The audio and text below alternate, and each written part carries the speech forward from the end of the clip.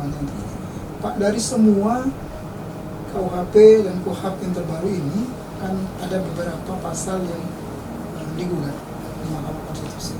Ada beberapa yang coba juga saya akan confirm ke Bapak. Yang pertama adalah pasal 218 soal tentang penyerangan kehormatan Presiden dan Wakil Presiden, itu berpotensi membungkam kritik, Pak. Bagaimana Bapak melihat ini? Berarti kita nggak bisa sembarangan gitu ya, mengutarakan sesuatu atau... Ya kita harus bisa membedakan mana penghinaan gitu ya, mana penghinaan, mana kritik gitu. Sebenarnya dalam KUHP yang baru itu, KUHP yang lama itu sudah pernah di judicial review di Mahkamah Konstitusi, dan keputusan Mahkamah Konstitusi itu kemudian menjatuhkan bahwa penghinaan terhadap presiden, penghinaan terhadap wakil presiden itu sifatnya delik aduan.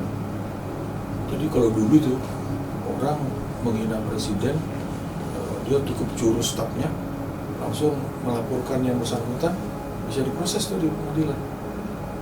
Tapi dengan adanya keputusan Mahkamah Konstitusi pada saat itu, harus si presiden sendiri, harus si wakil presiden sendiri yang melaporkan, yang hadir. Ya kalau mereka kan manusia juga. Kalau kita aja orang biasa dihina, tersinggung, kalau mereka dihina juga saya pikir wajar, karena gini, penghinaan terhadap presiden, wakil presiden itu sebenarnya setiap negara itu sudah mengatur. Mungkin beda-beda cara mengaturannya. Kalau di Inggris penghinaan itu lebih cenderung kepada keperdataan dia. Tapi kalau di Thailand, penghinaan terhadap raja, hukumnya lebih berat. Nah di kita, penghinaan terhadap presiden itu delik aduan. Jadi, lalu bagaimana membedakan antara penghinaan dan kritik? Ya, kalau yang dikoreksi itu, yang dikritik itu kebijakan, kemudian program kerja, saya pikir itu ya harus siap-siap menerima kritik. Orang unjuk rasa, kemudian komplain dengan kondisi keputusan sekarang, kehidupan sekarang, saya pikir itu bukan penghinaan. Tapi kalau dia di depan umum bilangnya, mohon maaf, sampai bawa binatang itu kan menghina, nggak ada kaitannya, ya kan orang wajib juga punya hak untuk tersinggung misalnya. Kalau dia tersinggung, yang mananya tersinggung? Bagian yang mana? Pada waktu kapan dia tersinggung? Nah, dia boleh mengadu, karena dia juga sama dengan kita kan. Jadi kalau kita merasa terhina kan kita boleh lapor gitu. Tapi masalahnya itu kan nanti dinilai lagi gitu. Apakah bisa masuk atau tidak? Di pasal 218 KUHP yang baru ini kan bahwa presiden dan wakil presiden itu sekarang yang menyerang mereka itu bisa langsung kena, Pak. Menyerang kehormatan. Iya, menyerang kehormatannya bisa langsung kena. Jadi, nah ini yang kemudian direview lagi karena tidak sesuai dengan pasal 27 bahwa kita semua berlaku sama maka di muka hukum. Itu yang lagi di ini. Padahal menurut Pak Victor bagaimana? Ya delik aduan tapi ya. Delik aduan. Jadi dia yang boleh mengadu. Ya sebenarnya menghina orang lain. Kan boleh-boleh aja kali Pak ya. Menghina orang lain dengan menghina itu kan sama juga posisinya. Kalau konteksnya Pak, kalau Bapak tadi bilang misalnya saya presiden sama wakil presiden, kemudian saya berbicara mengkoreksi kinerjanya, programnya misalnya, bukan secara fisiknya yang sekarang mungkin orang lagi viral di mana-mana viral. Nah itu kalau Bapak melihatnya bagaimana Pak? Ya itu bukan penghinaan, itu kan kritik. Makanya harus bisa dibedakan antara penghinaan dan kritik.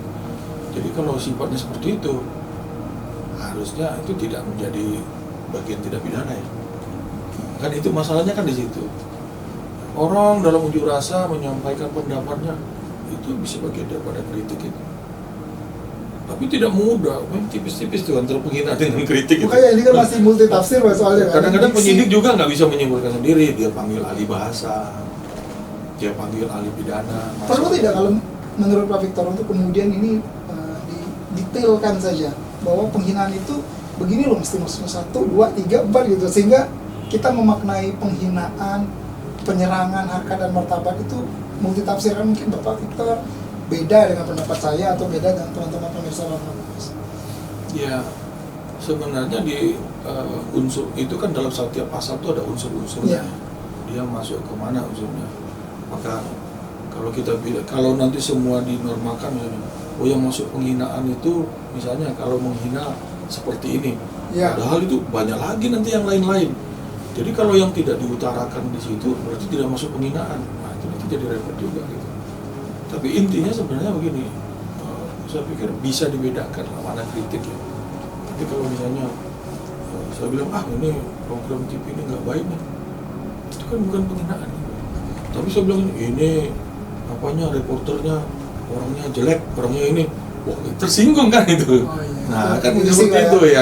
Jadi dia kan harus bisa dibedakan. Oke. Itu juga jadi Bapak lebih melihat sama juga yang apa di pasal 20, 241 soal penghinaan pemerintah dan Iya. negara. Ini kan juga kalau kita ngomong kemudian membuat tulisan atau kemudian memosting sesuatu yang sifatnya menghina negara dengan Iya. diksi menghina, ini juga kenapa? Lembaga negara ya. Iya, lembaga negara. Ya sekarang tuh lembaga negara tuh udah ditentukan kan.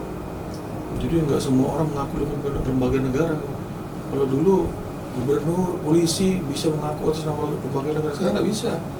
Yang masuk kriteria lembaga negara cuma DPR, MPR, DPD, MA, MK, hanya itu aja. Yang lainnya berlaku normal gitu. Dan yang boleh ininya, makanya kemarin mungkin ada berita-berita sebelumnya ya, atas nama lembaganya dia mengadu, nggak masuk dalam undang-undang sekarang. Karena dia bukan lembaga negara Karena tadi. dia bukan lembaga negara gitu. Jadi sekarang itu sudah dibatasi. Jadi itu juga masukan dari masyarakat sebenarnya. Hanya mungkin masyarakat melihat pasal itu dengan persepsi, dengan menilainya dengan sudut pandang yang berbeda, sehingga menganggap kenapa masih dinormalkan. Maksudnya dinormalkan itu supaya bisa menentukan mana yang bisa masuk, mana yang tidak gitu. Karena kalau tidak dinormalkan nanti ditafsirkan lagi. Benar-benar. Jadi ya hati-hati aja ya. Jadi kalau tidak masuk lembaga negara berarti ya masih kembali normal seperti biasa. Ya, kan? betul.